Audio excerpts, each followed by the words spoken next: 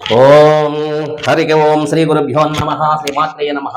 YouTube ప్రేక్షకులకు నమస్కారము.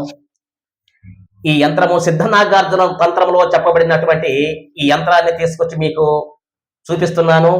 విద్యార్థులకు మాత్రమే, అంటే ఉద్యోగం రాక చాలా సమస్యలు ఉండే వారికి, జాతకంలో దోషముండి ఉద్యోగం రాక నానా కష్టాలు పడుతున్నారు, వారికి మాత్రమే ఈ యంత్రము. అయితే అశ్విని నక్షత్రమున ఉత్తరేణి వేరును తీసుకొచ్చుకోవాలా.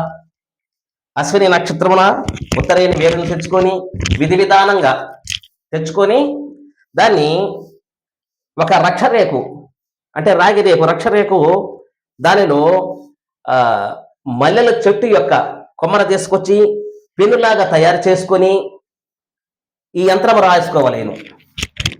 ఈ యంత్రం రాసుకొని అష్టగంధం ఉంటుంది, అష్టగంధములో ఆ వేరుని ముంచి ఈ యంత్రం రాసుకొని ఒక తాయెత్తులో పెట్టుకొని తర్వాత అర్ధమండలం రోజు పూజ చేసి, ఈ అర్ధమండలం రోజులో పూజ చేసేటప్పుడు తప్పనిసరిగా బ్రహ్మచర్య పాటించవలేను. బ్రహ్మచర్య పాటించి యంత్రాన్ని తయారు చేసుకొని మంత్రం కూడా చెప్తున్నాను.